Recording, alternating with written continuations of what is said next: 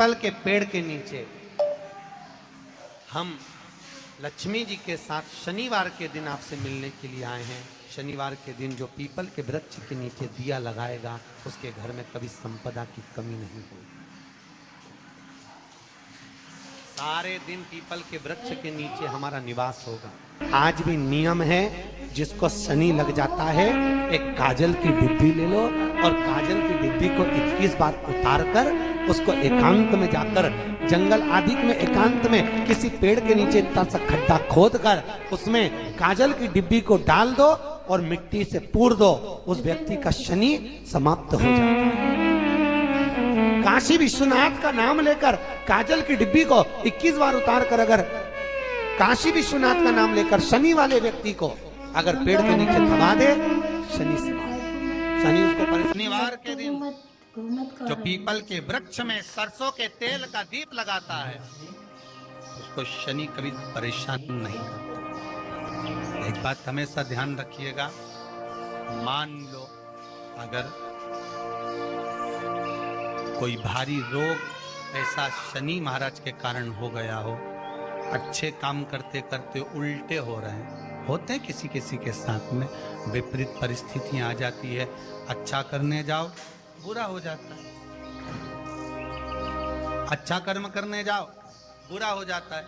तो पीपल के वृक्ष की जो छाल होती है, छाल देखिए, पीपल के वृक्ष में जो छाल लगी होती है, उस छाल को घिसकर चंदन बनाकर भगवान शंकर का स्नान कराकर अभिषेक कराकर पूजन कराने के बाद हमें पिपलेश्वर महादेव का नाम लेकर, कौन से महादेव? पिपलेश्वर महादेव का नाम लेकर वो जो घिसी हुई छाल होती है उस छाल का तिलक भगवान शंकर को लगा लो और उसी का थोड़ा सा भाग अपने कंठ पर मस्तक पर लगाना प्रारंभ कर दो। धीरे धीरे जो विपरीत दशा है वो सुधरना प्रारंभ हो जाती है। पर नाम याद रखना, पिपलेश्वर, जम के बोलिए पिपलेश्वर महादेव। एक देवता ऐसे हैं जिन्होंने दूसरे का हिस्सा खाने का प्रयास करा था और आज भी उस देवता से दुनिया डरती है। और उन्होंने दूसरे का हिस्सा खाने का प्रयास करा था तो शंकर भगवान ने उसको भी नहीं छोड़ा। कौन से देवता? वो बाल्टी में हर शनिवार को आते हैं आपके यहाँ। कौन से? शनिदेव। उनने क्या करा था? भगवान सूर्य नारायण ने अपने सारे पुत्रों को देखा, सारे पुत्रों,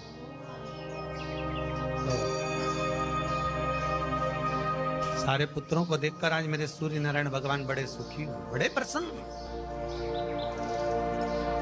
मेरा पुत्र शनि भी श्रेष्ठ है, मेरा पुत्र यम भी श्रेष्ठ है, सब ठीक है। आज भगवान सूर्य देवता ने अपने पुत्रों को बुलाकर कहा, आज मेरा मन कर रहा है कि मैं सारे लोगों का राज्य अपने पुत्रों को बांट दूं, सबको अपना अपना हिस्सा दे दूं। शनि महाराज जी को भी हिस्सा दे दिया गया। अब जब शनि महाराज जी को हिस्सा दे दिया तो शनि महाराज जी संतुष्ट नहीं हुए। दुनिया में ऐसे लोग बहुत सारे हैं जो संतुष्ट बहुत कम हो पाते। शनि देव के मन में संतुष्टि नहीं हुई। जब शनि देव के मन में संतुष्टि नहीं हुई तो शनि महाराज उसी समय पर अपने सारे भाइयों का हिस्सा बटोरने लगे, उस पर कब्जा करने लगे। कब्जा करने लगे तो सूर्य देवता की आंख में जल हो गया। कितना तेजवान सूर्य नारायण, कितने तेजवान, कितना तेज भगवान सूर्य के पास में था। और शनि महाराज को देखकर आज रो रहे हैं। शनि महाराज ने अपने भाइयों के इस हिस्से पर क्या करना? सूर्य नारायण भगवान की आंखों में जल भर गया कि मेरा पुत्र ऐसा कर रहा है। शनि को बुलाया सूर्य नारायण भगवान ने, समझाया और नहीं माना। किसी किसी की नियत होती है कि इसको इतना कैसे दे दिया, अम्मा ने इसको इतना कैसे दे दिया, पिताजी ने इसको इतना कैसे दे दिया, मैं तो कब्जा करूंगा, दुकान नहीं छोड़ू, घर नहीं छोड़ू, ये नहीं छोड़ू, वो नहीं छोड़ू। मत छोड़, एक दिन संसार छोड़कर जाना पड़ेगा। तब कहीं जमीन जायदाद छाती पे बांध के ले जाएगा। नहीं माने तो सूर्य देवता ने अपने गणों को भेज दिया, जाओ जरा शनि महाराज को जरा हटाओ वहां से। शनि महाराज को गुस्सा आया और शनि महाराज ने उन सारे गणों को नष्ट कर दिया। सूर्य नारायण रो रहे हैं। भगवान शंकर की पंचायत में सूर्य देव भी हैं, मतलब शंकर भगवान के मित्रों की गणना में सूर्य आते हैं। भगवान विष्णु, सूर्य नारायण, शंकर भगवान, माँ दुर्गा, गणेश जी, ये पंचायत है ना शंकर की, शिव पंचायत। शिव परिवार में कार्तिकेय, गणेश जी, पार्वती जी, शंकर जी, नंदी, ये शिव परिवार। पंचायत में सूर्य देवता। सूर्य नारायण को रोता हुआ देखकर भगवान शंकर को बड़ा दुख हुआ। शिव जी ने पूछ लिया, क्या बात है, आप रो रहे हो? नारायण क्या हो गया? मेरा बेटा मानने को तैयार नहीं है। आप चिंता मत करो, अभी देखता हूं मैं जाकर। और भगवान शंकर ने जाकर तुरंत सूर्य नारायण भगवान के कहने पर शनि देव को जाकर समझाया। इतने में तो शनि देव आग बबूला हो गए। आग बबूला होकर शनि देव ने कहा, ए शिव, आप मुझे जानते नहीं हो? शंकर भगवान ने कहा, क्या जानना है ये बताओ, क्या जानना है ये बताओ। शनि देव कहते हैं, आप मेरी दृष्टि को नहीं जानते। शंकर भगवान ने कहा, तू भी नहीं जानता कि तेरी दृष्टि खराब कैसे हुई। तेरी दृष्टि को श्राप किसका लगा है तुझे नहीं मालूम क्या? शंकर भगवान ने जब समझाना चालू करा कि देख शनि देव, तुम तो कह रहे हो, तुम तो बोल रहे हो कि मेरी दृष्टि नहीं जानते। हम जानते हैं आपकी दृष्टि, मना नहीं है, जाना, पर आप नहीं जानते क्या? शिव जी जानते हैं। शिव जी ने कहा, मैं सब जानता हूं। आपका विवाह करा सूर्य देवता ने, आपकी पत्नी घर में आ गई, आप अपनी पत्नी को देखते तक नहीं थे, इसलिए आपकी धर्म पत्नी ने आपको श्राप दिया कि जिस पति ने मुझ पर दृष्टि नहीं डाली, मेरे वो पति की दृष्टि कौन दृष्टि हो जाए, जिस पे डालेगा वो बर्बाद हो जाए। शनि महाराज ने कहा, आप मेरी पत्नी की याद मत दिलाओ। शंकर भगवान बोले, ए शनि, फिर समझा रहा हूँ, हिस्सा छोड़ेगा कि नहीं छोड़ेगा? शनि बोले, नहीं छोड़ूंगा। शंकर भगवान ने उठाया, पीपल के पेड़ के नीचे ले गए और पीपल के पेड़ के नीचे शनि महाराज को उल्टा लटका दिया। 19 साल तक शनि महाराज को पीपल के पेड़ के नीचे शंकर जी ने लटका के रखा। अब बोल, 19 वर्ष तक शनि महाराज पीपल के वृक्ष में, पीपल की जड़ पर बंधे बोले ही नहीं, अब दूसरे का हिस्सा खाने वाले को जब शनि महाराज जैसे के लटका दिया भोलानाथ ने, तो तुम कहीं लगो रे लाइन में? मेरा विचार तो करो। 19 वर्ष तक शनि महाराज लटके रहे, तब 19 वर्ष नेत्र बंद कर कर शनि महाराज ने शंकर की आराधना करी कि दुनिया में कोई ऐसा नहीं जो मुझे उल्टा लटका दे, केवल एक यही है जिनने मुझे लटकाया है। तो 19 वर्ष तक तप करा तो शंकर जी प्रसन्न हो गए, धर्म को हटाकर पार्वती को लाए, साथ में आशीर्वाद दिया, शनि महाराज को खोला। वर मांगो, तुम्हें क्या चाहिए मांगो, तुम्हें क्या चाहिए? शनि महाराज ने कहा, मांगूंगा कुछ नहीं, आप कर दे दीजिए। शंकर जी ने कहा, मैं तुम्हें दंड अधिकारी बनाता हूँ कि आप अच्छे और बुरे का दंड दोगे, आप अधिकारी बनकर बैठोगे, मेरा आशीर्वाद तुम्हारे साथ। भगवान शंकर का एक अवतार है पिपलाद अवतार। पिपलाद अवतार, जब दधीचि ऋषि की अस्थियां चली गई, उनकी धर्मपत्नी सुवाच ने देखा मेरे पति को मार दिया गया, मेरे पति की अस्थियां ले गए राक्षसों का संहार करने के लिए, उनकी अस्थियां लेकर चले गए, मेरा पति चले गया। सुवाच गर्भ से थी, मरना चाहती थी, प्राण छोड़ना। शिव जी ने देखा ये तो अग्नि के ऊपर चढ़कर अपनी देह त्याग रही है। शंकर भगवान ने आकर कहा, रुक जा सुभाष, रुको, तुम्हारे गर्भ में बच्चा है, तुम्हारे गर्भ में बच्चा है, वो बच्चा मर जाएगा। अब इस बच्चे को जन्म देकर भी क्या करूं? नहीं पिता, तुम्हारे गर्भ में जो बच्चा है वो महाज्ञानी है। तुमने मुझसे प्रसाद के रूप में मांगा था, कहा था शिव जैसा पुत्र होना चाहिए, तो क्या तुम शंकर को नष्ट कर दोगे? मैं शंकर को जन्म दूंगी। सुभाष ने 2 पत्थर उठाए, अपने गर्भ पर मारना प्रारंभ कर। गर्भ पर मारा, बच्चे ने जन्म लिया। बच्चा 7 महीने का था। उस बच्चे को उठाकर पीपल के कोटर में रख दिया। पीपल की कोटर। एक गिलहरी पीपल के फल को लेकर आती थी, पिपलाद के मुंह में देती थी। शिव का एक इसलिए शंकर का नाम ही पिपलेश्वर महान। शिव का एक अवतार पिपलाद के रूप में हुआ है। तुम क्यों चिंता करती हो? तुम चिंता मत करो, तुम्हारा पुत्र जन्म दो तुम। और दिया धन सुभाष ने, उसके बाद प्राणों को त्यागा। और उस पीपल के कोटर में अगर भरण पोषण करने वाला कोई था तो वह देवाधिदेव महादेव था। फिर निवेदन करेंगे, माता के गर्भ में बच्चा रहता है, उसका भरण पोषण करने वाला मेरा देवाधिदेव महादेव है। अगर जन्म उसने दिया है तो मृत्यु भी वो देगा। अगर तुमको कुछ ज्ञान दिया है तो अच्छी जगह पर भी वही पहुंचाएगा। आप जो अभिलाषा लेकर आते हैं, बच्चे कहते हैं हमारी नौकरी नहीं है, सर्विस नहीं है, हम इस कॉलेज में पढ़ना चाहते हैं, हम इस जगह जाना चाहते हैं, हम इस पद पर जाना चाहते हैं, बस इतना याद रखना, तुम्हारा भाग्य बुरा नहीं होता। कभी भी याद रखना, संसार में जिसको भगवान ने जन्म दिया उसकी किस्मत कभी बेकार नहीं हो सकती। अगर भगवान तुम्हारी किस्मत बेकार होती तो जानवर बनाकर पैदा करता, इंसान बनाकर नहीं। किस्मत अच्छी थी इसलिए इंसान बनकर पैदा, जानवर बनाकर पैदा नहीं करा। अगर तुम्हारी किस्मत अच्छी थी इसलिए मनुष्य बनकर पैदा हुए हो, इंसान बनकर पैदा हुए हो, मानव बनकर पैदा हुए हो। भगवान को दोष मत देना कि भगवान ने किस्मत बेकार दी है। भगवान ने किस्मत अच्छी बनाई है इसलिए तुझे मृत्यु लोक में जन्म दिया। भगवान ने भाग्य अच्छा बनाया इसलिए तुझे शिव महापुराण की कथा सुनने का मौका दिया। नहीं तो भाग्य में नहीं होती तो कहां से मिल जाती? किस्मत अच्छी है तो भगवान फिर नौकरी भी लगाएगा, धंधा भी करवाएगा, सर्विस भी कराएगा, विवाह भी करेगा, शादी भी करेगा, मकान भी बनाएगा, जायदाद भी देगा, संतान भी देगा। उसने दिया है पेट तो भरेगा वही। हम काय को अपने माथे पर ले? मैंने इतनी पढ़ाई कर ली, मैं इंजीनियर हो गया, मैं ये बन गया, मैंने तो ये कर लिया, उसके बाद भी मैं घर में बैठा हूँ, मेरा छोरा घर में बैठा, इतना पढ़ने के बाद बैठा।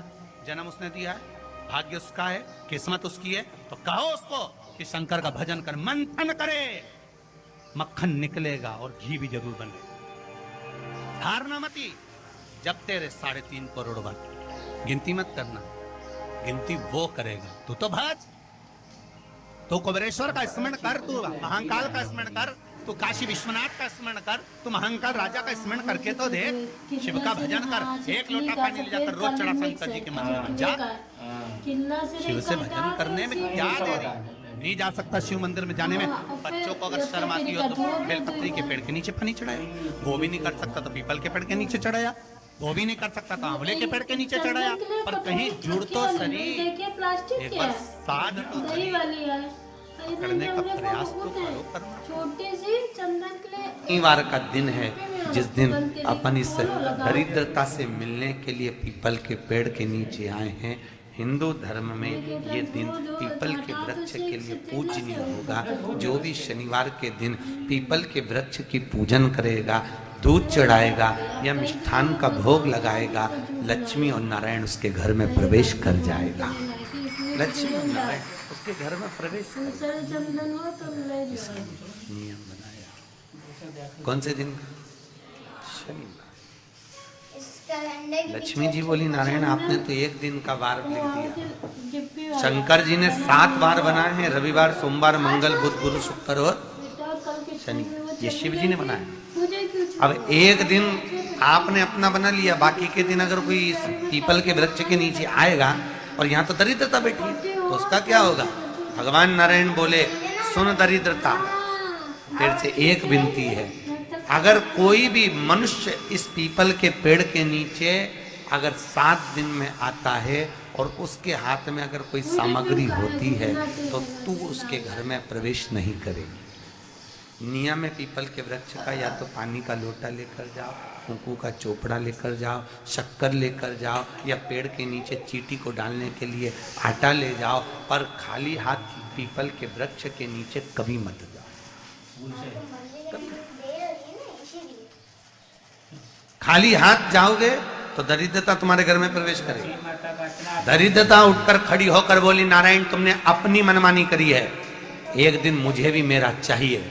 भगवान ने कहा बोल कौन सा दिन चाहिए। दरिद्रता कहती है रविवार के दिन इस पीपल के वृक्ष के नीचे मैं दिन भर नृत्य करूं, इसमें रहूं, और जो यहाँ आए रविवार को मैं उसके घर में प्रवेश करूं। भगवान ने कहा ठीक है। दरिद्रता रविवार का दिन एक ऐसा दिन रहेगा जिस दिन तू इस पीपल के वृक्ष के नीचे नृत्य करेगी, और जो आएगा इस पीपल के वृक्ष के नीचे तो उसके साथ प्रवेश करेगी। मैंने तुझे वर दिया। इसलिए हमारे यहाँ केवल पीपल का वृक्ष अगर दीवार में भी लग जाता है ना, किसी की फैक्ट्री की दीवार में, किसी के घर की दीवार में पीपल का वृक्ष अगर लग जाता है, पीपल का पौधा लग जाता है, उसको कितना भी तोड़ लो वो वापिस लग जाएगा। फिर तोड़ोगे फिर लग जाएगा। अगर पीपल के पौधे को तोड़ना है तो केवल रविवार का दिन एक नींबू, एक मिर्ची और बमूल का कांटा, ये 3 चीजें रखने के बाद में आधे घंटे बाद रविवार के दिन पीपल के पेड़ को उखाड़ कर फेंक दो। दूसरी बार कभी पीपल दीवार में लगता ही नहीं, कभी नहीं लगता। केवल एक रविवार को, केवल एक संडे। घर में दीवारों पर अगर पीपल लग भी गया है, इसलिए पीपल के वृक्ष को उखाड़ने का, अगर घर में पीपल लगा हुआ है या पीपल का पौधा हमारे घर में लग गया, उसको उतारना, निकालना, लगाना, तो पीपल के वृक्ष को अगर निकाला जाता है तो रविवार के दिन, और अगर पीपल के वृक्ष को कहीं लगाया जाता है तो सोमवार के दिन या मंगलवार के दिन, बुधवार के दिन, इन दिनों में लगा सकते पीपल के वृक्ष कहीं लगाना। शनिवार का दिन एक ऐसा दिन होता है जिस दिन पीपल के वृक्ष को कहीं जाकर लगाया नहीं जाता, क्योंकि शनिवार के दिन पीपल के वृक्ष के नीचे लक्ष्मी रहती है। हम अपने हाथों से अगर पीपल का वृक्ष किसी दूसरी जगह पर शनिवार को रोपित करते हैं तो हमारे घर की लक्ष्मी अपने घर से छिन्न होकर चली जाती है। इसलिए शनिवार के दिन पीपल लगाया नहीं जाता, किसी के घर जाकर उसको वापस पलटा नहीं जाता। लग गया बिल्कुल नहीं। प्रभु मेरी धर्म पत्नी को कहाँ रखूं आप बताओ। वो तो जहाँ यज्ञ होता है, अनुष्ठान होता है, दान होता है, पुण्य होता है, सत्कर्म होता है, वहां जाने को तैयार नहीं। करूं क्या? भगवान ने बोला एक काम करो। दुर्वासा जी बोले जिसके यहाँ रात्रि में बर्तन झूठे पड़े रहते हो उसके घर में इस दरिद्रता को लेकर तुम प्रवेश कर जाना। जिसके यहाँ रात्रि में बर्तन झूठे पड़े हो वहां लेकर प्रवेश कर जाओ। दूसरी जगह दुर्वासा जी बोले जो स्त्री घर में दोपहर के समय पर सो रही हो उसके घर में इसको लेकर प्रवेश कर जाइए। जो इस दोपहर के समय में घर पर सो रही हो इस दरिद्रता को लेकर प्रवेश कर जाइए। तीसरा, जिसके यहाँ पर दरवाजे पर कांटे वाले पौधे लगे हों उस घर में इस दरिद्रता को लेकर प्रवेश कर जाइए। दरिद्रता कितनी सुंदर बात कही है। दाता और विधाता कौन कौन? दाता और विधाता। लक्ष्मी और दरिद्रता के सगे भाई हैं। कौन कौन? दाता और विधाता। दाता को फिटकरी प्रिय है, विधाता को नमक प्रिय। ये दोनों हमेशा लक्ष्मी को और दरिद्रता को दोनों को समझाते थे, दोनों में प्रेम बढ़ाते थे। आज भी हिंदू धर्म की रीति है। यहाँ तो ठीक है, जिसके यहाँ पर भी अगर थोड़ी सी भी परेशानी होती है, थोड़ा सा क्लेश होता है, अशांति होती है, लक्ष्मी नहीं टिक रही हो, काम नहीं बन रहे हो, बहुत प्रयास करा जा रहा हो और हमारा कार्य नहीं होता, तो क्या करते हैं? फिटकरी और नमक को पानी में डाल देते हैं और घर में पोछा लगा देते हैं। आप लोगों ने आजकल फेसबुक पे भी पढ़ा होगा, व्हाट्सएप पे भी पढ़ा होगा। तो क्यों लिखा उसमें? उसका कारण ही केवल रहता है कि दाता और विधाता की प्रियता उसमें। माता ख्याति के जो 4 बच्चे हुए उसमें जो 2 लड़के हैं दाता और विधाता, उसकी प्रियता, उसकी पूर्णता। अब दुर्वासा जी बोले अपनी धर्म पत्नी को वहां लेकर, जहां कांटेदार पौधे लगे हों वहां पर लेकर प्रवेश कर जाएगा। लैवेंडर ज्यादा अच्छी थी। कांटेदार पौधों में उस दरिद्रता का निवास हुआ। आ जाओ। आए जब कष्ट, वक्रतुंड बहुत कष्ट का महाकाय जीवन चल रहा हो, बहुत कष्ट की जिंदगी चल रही हो, ध्यान लगाना। अगर कष्ट का जीवन चल रहा हो, तकलीफ की जिंदगी चल रही हो, 5-7 सोमवार, या तो 5 सोमवार या 7 सोमवार, हाथ में दुर्वा, मान लो ये तुमने दुर्वा ले ली, हाथ में दुर्वा, एक बेलपत्र, और उसी हाथ में अपने घर का भरा हुआ 1 लोटा जल। पहले रखना है दुर्वा, फिर रखना है बेलपत्र, उसके बाद में हाथ में 1 लोटा जल, और दोनों हाथों का स्पर्श करते हुए जो अपना पूजन का कक्ष होता है घर के अंदर का, उस पूजन कक्ष की साक्षी में खड़े होकर अपने कुल देवता, पितृ देवता और अन्य देवताओं का स्मरण करते हुए, बाबा बहुत दुखी हूँ, बहुत तकलीफ में हूँ, बहुत कष्ट में हूँ, मेरा परिवार आज तकलीफ में है, मेरा परिवार आज कष्ट में है, दुख में है, कष्ट में है। बाबा को अपने मन का भाव करते हुए, हृदय से प्रार्थना करते हुए अपने घर के मंदिर से निकल कर फिर उस जल को लेकर शिवालय तक जाओ और दक्षिण की ओर खड़े होकर उत्तर की ओर मुख कर कर जल समर्पित करो। बेलपत्र और दुर्वा दोनों को अशोक सुंदरी वाली जगह पर चढ़ा कर, अशोक सुंदरी की जगह तो सबको मालूम है ना, अशोक सुंदरी वाली जगह पर उस बेलपत्र और दुर्वा को समर्पित कर दो। चढ़ा हुआ थोड़ा सा जल लेकर आओ, घर के दरवाजे पर उसका छींटा दे दो, लेपन कर दो, और बाबा से 5 सोमवार नियम से आप दुर्वा, बेलपत्र और जल का प्रयोग अगर करोगे, 5 सोमवार पूर्ण होंगे, जो तुम्हारा दुख है वो समाप्त जरूर होगा। शिव करुणा जरूर, शिव कृपा जरूर। बस इसमें 3 चीजों का स्मरण रखिएगा, 3 चीजों। शिव पुराण कर रही है, इसमें 3 चीजों का स्मरण करें।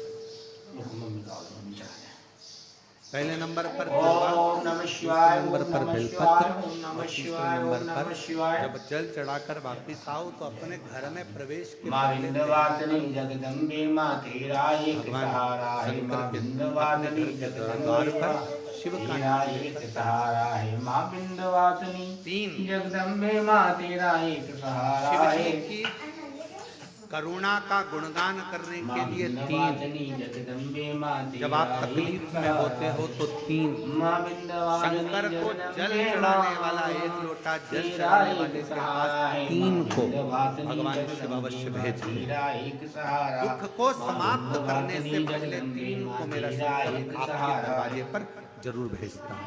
पहले नंबर पर ओम माँ आद्य शक्ति दुर्गा को, ओम नमः शिवाय, ओम नमः शिवाय, आपके रिश्तेदार के रूप में, आपके कुटुंबी के रूप में, आपके संबंधियों के रूप में, किसी न किसी के रूप में आपके पास भेजकर बोलेंगे।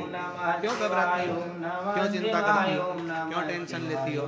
मैंने सुना है कथा में, बाबा ने ये बताया था, एक काम कर, 1 बेलपत्र, 1 दुर्वा लेकर जा, बताएगी, आएगी, बैठेगी, सुंदर, उस दिन उसका चेहरा देखोगे आप तो आपको लगेगा ये मेरी पड़ोसन नहीं हो सकती। उसका चेहरा देखोगे तो आपको लगेगा ये मेरी देवरानी नहीं, ये मेरी जेठानी नहीं, ये मेरी ननंद नहीं, ये मेरा रिश्तेदार नहीं। आज इसका चेहरा कुछ और बोल रहा होगा। जब होगी तब कोई तुम्हारे कहेगा, धीरे से, सामने नहीं आएगा तो सुंदर धारण कर स्वप्न में आकर कहेगा। ऐसा लगेगा कोई तुम्हें जगा कर कह रहा है कि तू घबराना मती, तू ये कर लेना, समझ। धीरे से, सामने नहीं आएगा तो सुंदर स्वप्न में आकर कहेगा। ऐसा लगेगा कोई तुम्हें जगा कर कह रहा है कि तू घबराना मती, तू ये कर लेना, समझ लेना मेरे बाबा ने अपनी अर्धांगिनी पार्वती को तुम्हारे पास भेज दिया, मेरे शिव ने। अपनी पत्नी को तुम्हारे पास भेज। दुर्गा चालीसा निकाल दो। दुर्गा चालीसा दूसरे नंबर पर मेरे भोले बाबा, मेरे शंकर, मेरे त्रिकालदर्शी, मेरे करुणा सागर, मेरे शंकर। दूसरे नंबर पर अपने गण सप्तती भृंगी को भेज देते। चालीसा बोले शिव जी के गण श्रृंगी और भृंगी का कर्म क्या? श्रृंगी शिव से दूर नहीं होता और भृंगी शिव जी की आज्ञा पाकर शंकर के भक्त के पास जाकर बैठता।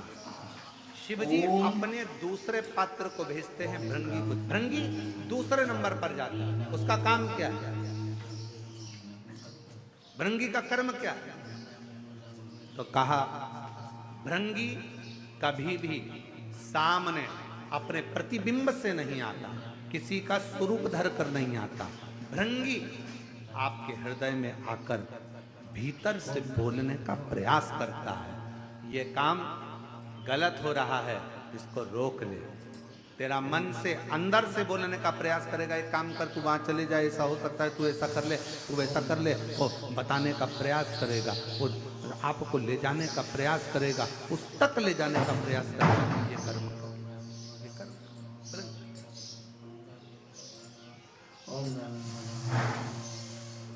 दूसरे नंबर पर भृंगी आपके मन की वाणी को शिव तक पहुंचाने का प्रयास करेगा। और तीसरे नंबर पर भगवान शंकर अपने भक्त का दुख हरने से पहले तीसरे नंबर पर भेज देते हैं अपने नंदीश्वर को, अपने नंदी गण को। मेरे शिव भेजते हैं। नंदी का काम क्या है?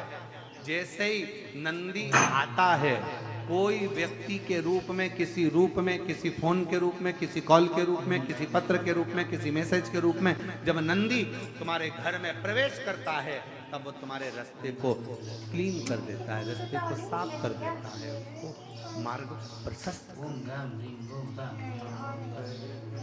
आप दिल से उससे कहो, जहां तार न जुड़े। कई कई जगह कहे ना, अभी हमने कहा कि हमारे बच्चे कहे यहाँ पर सिग्नल मिल रहा है, कोई कहे वहां सिग्नल मिल रहा है। अगर सारी दुनिया से हार गए तो फिर एक जगह पर जाकर सिग्नल मिलाना। एक बार शिव महापुराण की कथा में पहुंचकर बाबा देवादिदेव महादेव से अपने मन की बात कहकर कभी योग बन जाए तो उस कथा में आसन बिछाकर जमीन पर अपना आसन डालकर ये नहीं सोचना कि मैं वीआईपी कितनी हूं, मुझे कहाँ बैठना चाहिए, कहाँ रहना चाहिए। एक बार उस पवित्र प्रांगण में जहाँ बाबा की कथा हो रही हो, जहाँ बाबा कुबेर भंडारी का आनंदमय कथा कर तत्व ग्रहण करने को मिल जाए, वहीं पर रात्रि विश्राम कर कर बाबा से अपने दिल की बात कहकर अपने मन की बात जरूर कहना। ये निश्चित है मेरे बाबा से तुम्हारा सिग्नल जरूर मिलेगा और शिव आपकी बात को स्वीकार जरूर, शिव सुने। भगवान देवादिदेव महादेव को जल चढ़ाते हैं, उसके 5 अलग अलग तरीके हैं। बहुत सावधानी से सुनना कथा, आपकी और हमारी जिंदगी की सार्थकता को सिद्ध करने वाली कथा। आज पंजाब की इस पवित्र भूमि पर अगर ये प्रसंग निकला है तो इसको आप अगर सुनेंगे तो आपका जीवन सार्थक होगा। शिव जी को 5 तरह से जल चढ़ाने का तरीका है। जैसे पंचामृत होता है, दूध, दही, शहद, घी, शक्कर, ये सब पंचामृत के अंतर्गत आते हैं। उसी तरह शंकर जी को 5 तरह से जल चढ़ाने का क्रम वर्णित किया गया। अब उसको समझेंगे, बहुत सावधानी से समझिएगा। पहला, जल लेकर आए, सीधे डायरेक्ट शंकर भगवान के शिवलिंग पर चढ़ा दिया। ये प्रथम जल का चढ़ाने का तरीका। दूसरा,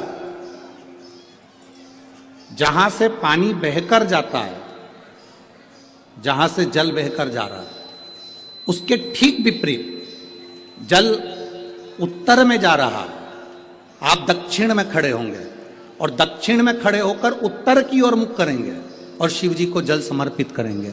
ये रोग मुक्ति करने वाला है और हमारे रोग पर हमें विजय प्रदान करने वाला है। ये जल चढ़ाने का तरीका। एक सीधे मंदिर में गए, लोटा भर कर जल उठाया, शिव जी को चढ़ा दिया।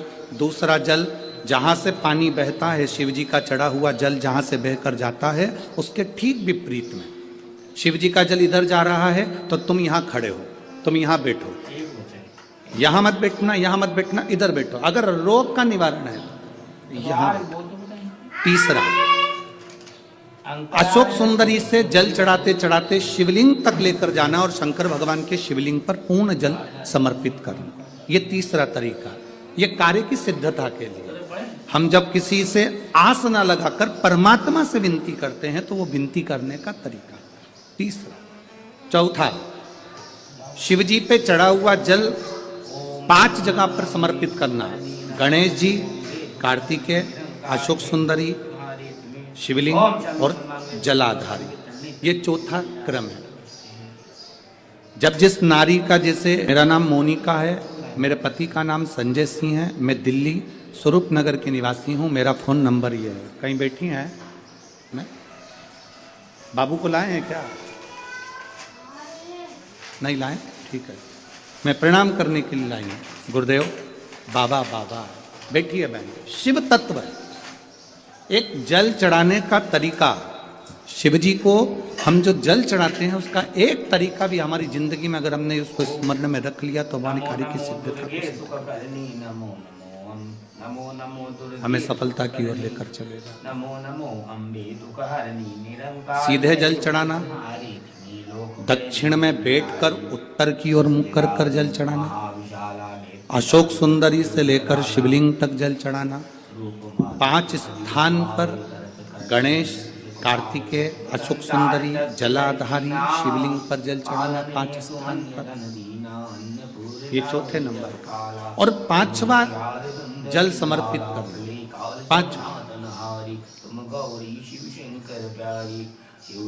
5वें नंबर का